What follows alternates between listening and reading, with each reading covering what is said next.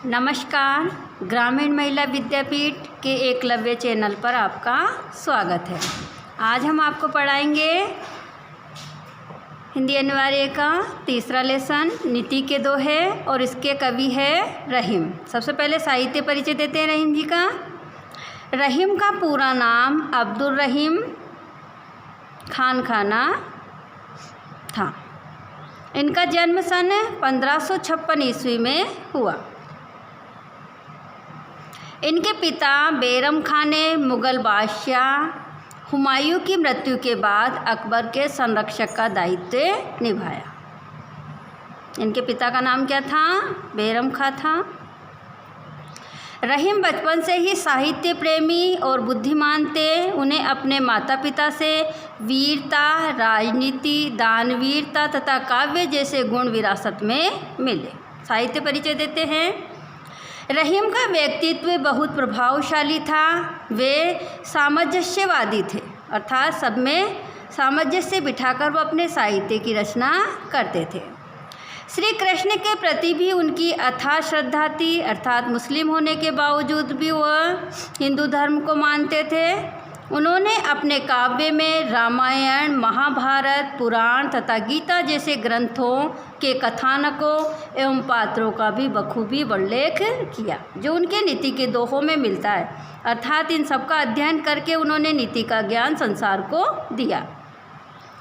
इनके काव्य में नीति, भक्ति और श्रृंगार का सुंदर समावेश मिलता है। अर्थात उन्होंने नीति संबंधी, भक्ति संबंधी और श्रृंगार संबंधी दोहों का समावेश किया है। प्रमुख रचनाएं हैं दोहावली, बरवे नायिका भेद, रास पंचाध्यायी, मदनाष्टक तथा नगर शोभा। भाषा शैली में देखते हैं। रहीम को दोहे, सोठे, बरवे तथा सवैया छंदों में विशेष महारत हासिल की, अर्थात उन्होंने सबसे ज़्यादा दोहे लिखे और दोहे का उल्टा सोठा लिखा, बरवे छंद लिखे तथा अनुभवों को जिसमें सरल शैली से व्यक्त किया वह अद्भुत है।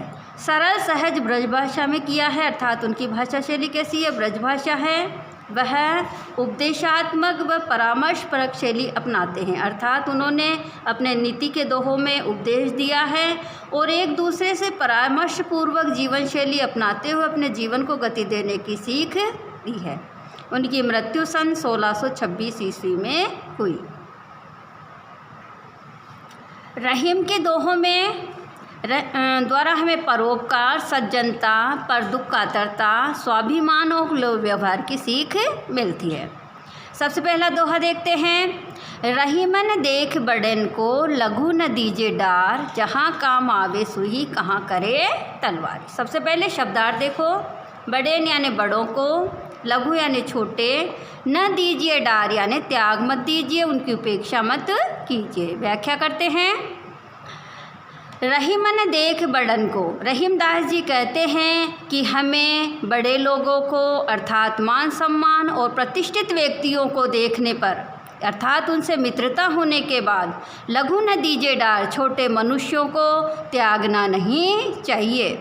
जहाँ काम आवे सुई, कहाँ करे तलवारी। जिस प्रकार की जिस स्थान पर सुई काम आती है वहाँ पर तलवार कोई काम की नहीं होती। अर्थात जिस प्रकार की कपड़े सिलने के काम में सुई आती है, तलवार के द्वारा वस्त्रों को काट दिया जाता है, उसी प्रकार जहाँ पर छोटे मनुष्य काम आते हैं जीवन में वहाँ छोटे ही आते हैं। और हमें उनके अभिमान के अंदर, बड़े व्यक्तियों के अभिमान के अंतर्गत छोटे व्यक्तियों को त्यागना नहीं चाहिए। सबसे मिलकर जीवन को व्यतीत करना चाहिए।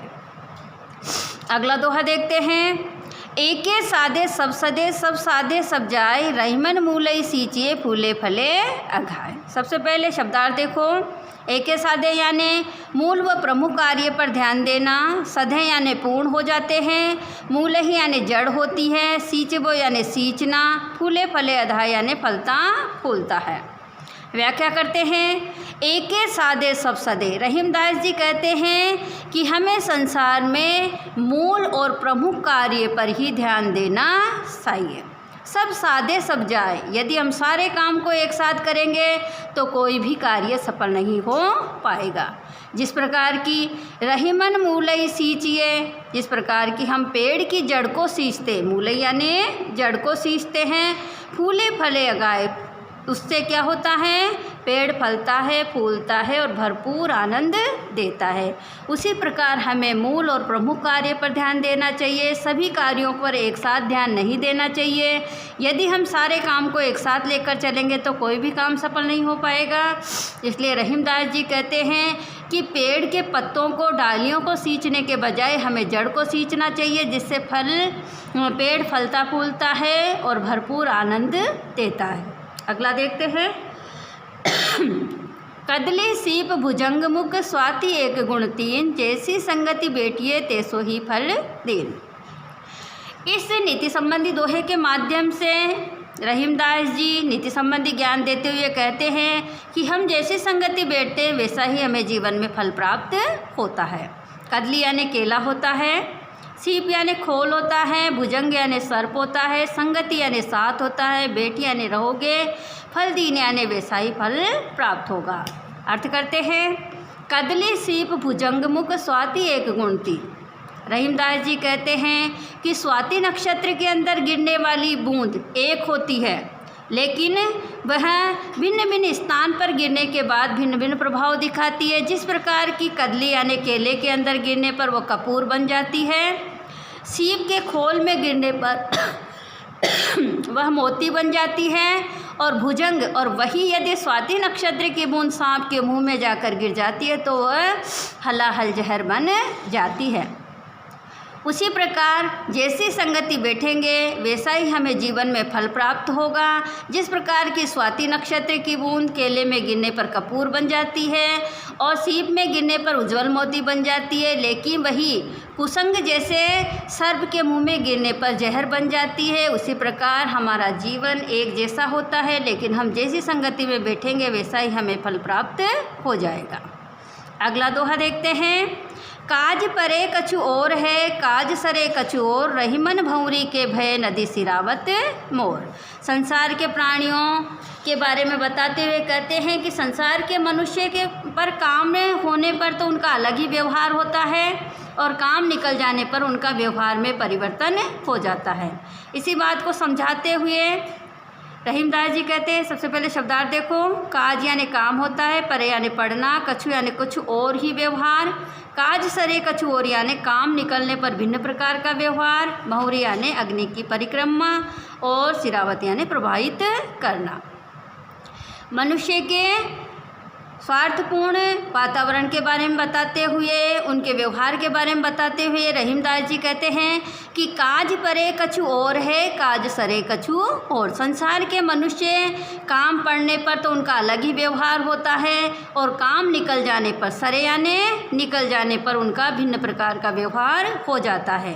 रहीमन भंवरी के भय नदी सिरावत मोर। जिस प्रकार की रहीमदास जी कहते हैं कि जिस प्रकार दूल्हा दुल्हन की जब तक शादी नहीं होती है तब तक वह अग्नि के परिक्रमा नहीं लेते हैं, तब तक तो वह मोड़ को संभाल कर रखते हैं, लेकिन जैसे ही उनकी शादी हो जाती है मोड़ को नदी के अंदर प्रवाहित कर देते हैं। उसी प्रकार संसार के मनुष्यों का व्यवहार काम पड़ने पर तो अलग होता है, काम निकल जाने पर उनके व्यवहार में परिवर्तन हो जाता है। अगला दोहा देखते हैं। जो रहीम उत्तम प्रकृति का करी सकत कुसंग, चंदन विश्व व्यापत नहीं लिपटे रहत भुजंग। रहीमदास जी कहते हैं संसार के अंदर जो मनुष्य उत्तम प्रकृति का होता है उसका कुसंग यानी बुरी संगति कुछ भी नहीं कर सकती। जिस प्रकार की चंदन विश्व व्यापत नहीं लिपटे रहत भुजंग, चंदन के वृक्ष के अंदर हजारों सांप लिपटे रहते हैं लेकिन उसमें जहर का बिल्कुल भी असर नहीं होता है। उसी प्रकार मनुष्य का जो उत्तम स्वभाव होता है तो कितने भी बुरी संगति वाले लोग उसके संपर्क में आ जाए लेकिन उसके जीवन में कोई परिवर्तन नहीं कर सकते हैं। अगला देखते हैं। रूठे सुजन मनाइए जो रूठे सो बार, रहीमन फिर पोइए टूटे मुक्ता हार। रहीमदास जी कहते हैं सबसे पहले शब्दार्थ देखो। सुजन यानी सज्जन होता है, फिर यानी बार बार, मुक्ता हार यानी मोतियों का हार। रहीमदास जी कहते हैं कि रूठे हुए सज्जन व्यक्तियों को हमें 100 बार रूठने पर भी मना लेना चाहिए, क्योंकि जीवन में उनका साथ हमारे लिए अत्यधिक अच्छा है। रहीमन फिर पोइए टूटे मुक्तहा। रहीमदास जी कहते हैं कि यदि अमूल्य मोतियों की माला है तो हमें बार बार पोनी चाहिए, यदि वो हजारों बार टूट जाए तो भी हमें उसको जोड़ लेना चाहिए। उसी प्रकार यदि सज्जन मनुष्य हमसे रूठ जाते हैं तो हमें 100 बार उनको मना लेना चाहिए। अगला दोहा देखते हैं। तरवर फल नहीं खात है, सरवर पियन पान, कह रहीम पर काज हित संपत संचयी सुजान। परोपकार की भावनाओं को संबोधित करते हुए रहीमदास जी कहते हैं कि तरवर फल नहीं खात है, वृक्ष कभी भी अपने फलों को नहीं खाते हैं। सरवर पियन पान, और तालाब कभी भी अपने पानी को नहीं पीता है। कह रहीम पर काज हित संपत्ति संचयी सुजान। उसी प्रकार रहीमदास जी कहते हैं कि जो सुजान यानी संसार में परोपकारी मनुष्य होते हैं वो अपनी संपत्ति का संचय परोपकार के लिए, लोक कल्याण के लिए अपनी संपत्ति को एकत्रित करते हैं और अपनी संपत्ति को लोक कल्याण के लिए लगाते हैं।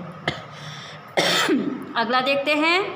तोथे बादल क्वार के, जो रहीम गहरा, धनी पुरुष निर्धन भये करे पाछली बात।